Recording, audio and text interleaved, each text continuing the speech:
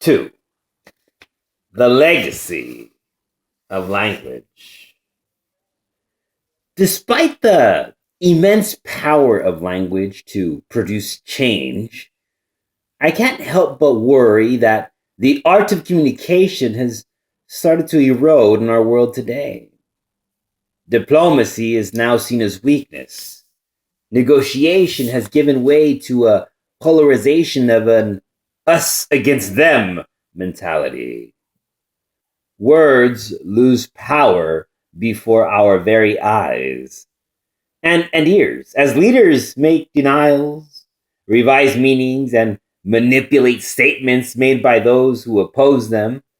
One need only to listen to political pundits to see that our political discourse, once discovered the hallmark of democracy, has eroded to a street brawl.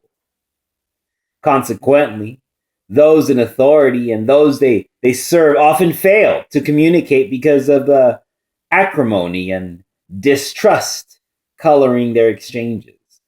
From the hallowed halls of Congress to the electrifying energy of church pulpits, we seem to have lost a vital part of the process of communication.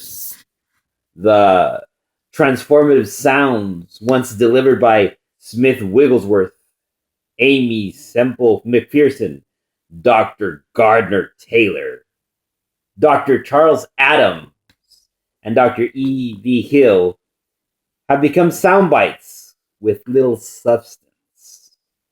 Where are our great orators like Socrates, Lincoln, Churchill, and countless others? Of course, we still find remnants of such resonant rhetoric and gifted communicators such as President Barack Obama, who succeeded in talking American citizens from both parties into casting votes in historic numbers. Few can deny that the silky smooth Arkansas twang of President Bill Clinton has an artful way of wooing a crowd that has become legendary. The soothing tones of Max Lucado's carefully choreographed expressions also come to mind. I remember being in the city of Detroit at Rosa Parks' funeral services when this crisply coiffed woman rose to the microphone and charged the atmosphere, bedazzling the crowd. I later learned that these empowered, passionate words belonged to the former governor of Michigan, Jennifer Randall. You can likely think of your own exceptional examples, but I suspect you will agree that these superb orators are few and far between. We might be tempted to blame our school systems, but they are not entirely at fault when we consider overcrowded classrooms and underfunded educational programs. No, it's not simply the lack of oral reports and public debates in our schools. We lack the conversational connectivity in our homes that was once an assumed part of our personal relationships. Most dinner tables have gone silent as family members scroll, type, and text with others around the world. Today, the only sound we hear above the clinking sound of cutlery is the occasional ping acknowledging a text has been sent or received. This assumes that families even bother to go through the motions of gathering together for meals, knowing that each other's online proclivities rarely intersect. Family life chatter that once anchored our home life has given way to a societal silence, leaving us untethered. Before there was gaming or Nintendo, streaming, and Netflix, even poor families like the one I grew up in entertained ourselves with homemade talent shows and makeshift stages with curtains made of bedspreads where my brother, my sister, and I performed it for an audience of our mother and father. My sister and I spent a great deal of time getting ready for these simple shows. My brother occasionally joined in, but seldom did he do so without protest. Every now and then he might dance to a record or recite some piece of art. My mother was quite good at quoting James Weldon Johnson, moving with ease from that to Edgar Allan Poe. It was her recitations that made me as a child appreciate Walt Whitman, Langston Hughes, and Nikki Giovanni. I admit we entertained ourselves this way because, in part, we lacked the resources to do much else. But poverty might have been a blessing because it developed and honed the creativity that automation now threatens to take away. The swelling speeches that once inspired us to the armed services and united us in our shared humanity have been reduced to 280 characters of pithy commentary. Yet, we have an obligation to hear as much as we speak, to think before we rant, to allow what connects us to overcome what divides us.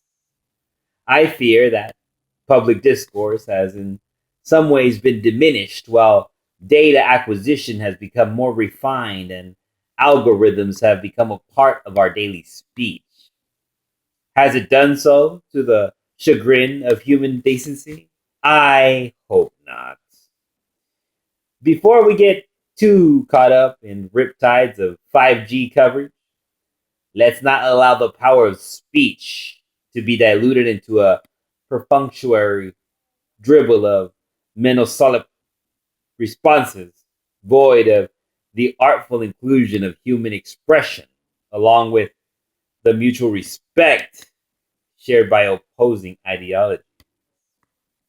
Perhaps I sound like an alarmist, but it is possible to lose this great gift of language, or at least watch it erode into some other, lesser form of communication.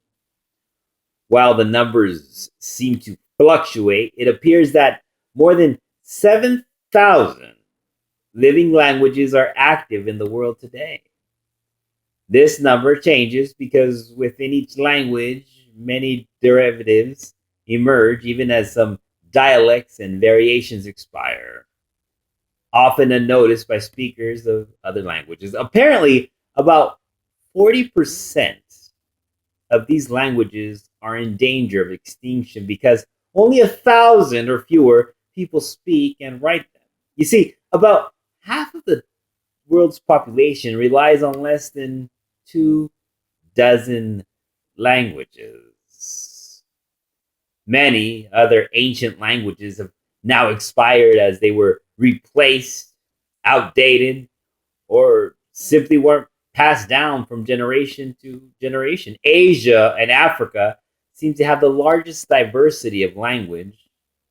I'm amazed at the wide array of languages on these con- continents and how users often rely on tribal languages as well as more widely used languages necessary to compete in a global market for job opportunities and a sense of inclusion.